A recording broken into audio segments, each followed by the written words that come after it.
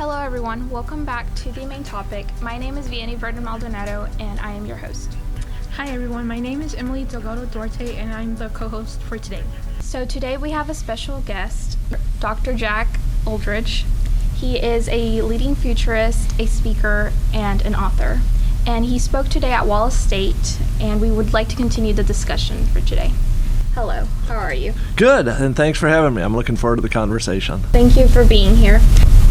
I would like you to tell us an introduction about yourself, your personal life, your professional life, how you ended up being who you are. Yeah. First, just personally, my wife and I, we've been married 25 years. We have two children, 22, 24 years old. Minneapolis, Minnesota is my hometown. But I began my career after college as a naval intelligence officer, and I served in the Navy for 3 years, active duty. And then I went to graduate school at the University of Minnesota in strategic planning. And then I went back out to Washington, D.C. to work as a strategic planner in the Pentagon for a number of years, but I grew frustrated working in the Defense Department. It's a big bureaucracy like many government agencies, and I returned to Minnesota, and through a curious twist of fate, I ended up working for Jesse Ventura when he was governor of Minnesota, but I was the head of the Office of Strategic Planning for the state of Minnesota. So in that capacity, I was charged with helping public policymakers and the citizens think deeply about the future. And I did that for 4 years, and at the end of that, I wrote my first book, and it was on an emerging technology, nanotechnology. But from that, I began to write a series of other books, primarily around technological trends and how the world was changing. And over time, I became known as a futurist. But what I do is I help organizations think deeply about the future in order to create their desired future. And so the best way to explain what I do as a futurist is I just use the acronym AHA, and it stands for Awareness, Humility, and Action. We need to be aware of the trends that are transforming our world. We need humility to the idea the way we thought about our job or industry yesterday won't be how we do it in the future. And then we have to take action. The only way to predict the future is to create it ourselves. But in order to do that, we have to take action. So I like to help people take tangible actions to create the future they want to see. Could you describe what your day-to-day basis is like in your job? Yeah. Also, what kind of people, business are you serving, and what kinds of information do you provide for your clients? Yeah, I really appreciate the question because I think it might surprise a lot of people. The first hour of my day is I don't speak too much about my faith, but I spend a lot of time thinking about spiritual things. And I like to tell people, look, my first spiritual language is Christianity. It's the one I'm most comfortable with, but I try to glean wisdom from anywhere, from different traditions, indigenous traditions, Buddhists, Jewish people, atheists, agnostics. I think there's wisdom to be found everywhere. So I try to ground my day first in the things that really matter to us. And I think that most of us understand the most important things in our world are those that are the hardest to measure, issues of love, heart, and compassion. So I don't actually speak a lot about that in my job, but that's how I start my day. And then from there, I follow a lot of technological periodicals, websites, podcasts, people who are following advances in artificial intelligence and robotics and 3D printing and all of this other stuff. And then from there, I try to write a short article every day, or I speak frequently to a lot of industries, and up until recently, I covered every industry: manufacturing, banking, healthcare, agriculture, energy. It didn't matter, but now the world is moving so fast, and I'm getting up there a little in age. I'm trying to slow down, so I primarily focus now on agriculture, education, and energy, and it was really the future of education that brought me to Wallace State here today. That sounds like a lot.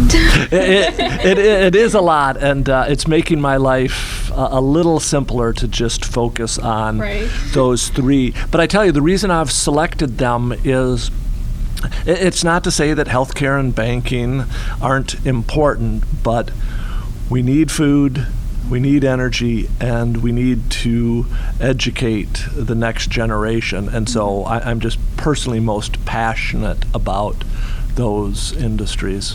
While you were doing your session downstairs, you mentioned something about microchips and the potential of curing illnesses. Mm-hmm. Do you think there is an ethical problem with that? Something that people might consider non-ethical?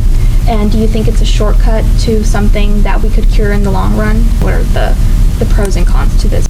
I think there are a lot of deep societal, ethical, moral issues surrounding all of these advances. And one of the reasons why I try to ground myself in spiritual matters is in the morning is the technologists who are creating a lot of these technologies, they are incredibly bright, but they don't really think through all of the implications of their technologies. And typically when they do, all they speak about is the positive attributes of their technologies. And I will be the first to admit there are unbelievably wonderful and promising potential in these trends. But on a lot of these technologies, there's this darker side, and we don't really discuss it until the problem becomes so big. And so to just get back to the microchip example, just last week, Elon Musk has a company called Neuralink,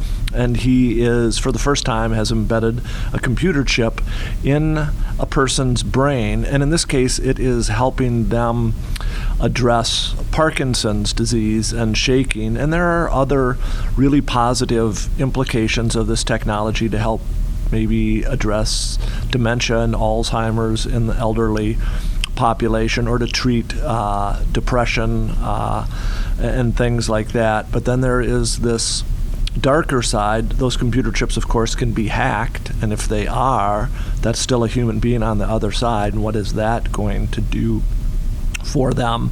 But to talk about the broader technological advances, especially in healthcare, some incredible things are coming with nanotechnology, biotechnology, stem cell research, regenerative medicine, really cool stuff. And it has the potential to keep all of us healthier and alive longer, but it might keep us alive a really long time.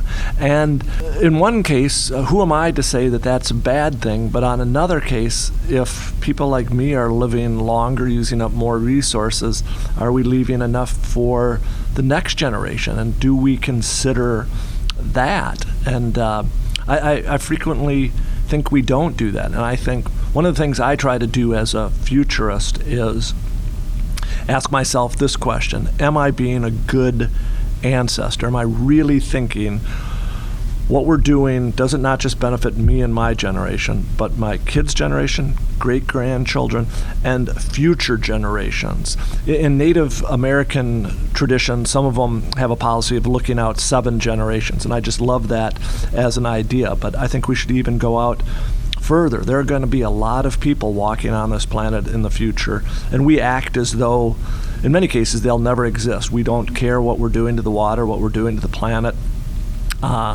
and we have to. We have to be better stewards. And so I think in many cases, technology is great, but what we have to get back to is true human values of compassion, empathy, and love. Yes, I feel like a lot of people needed to be reminded that when we leave, this world is still going to be here, and we need to leave it better. I remember in band, my band director used to tell us, you need to clean up where you were and leave it better than before.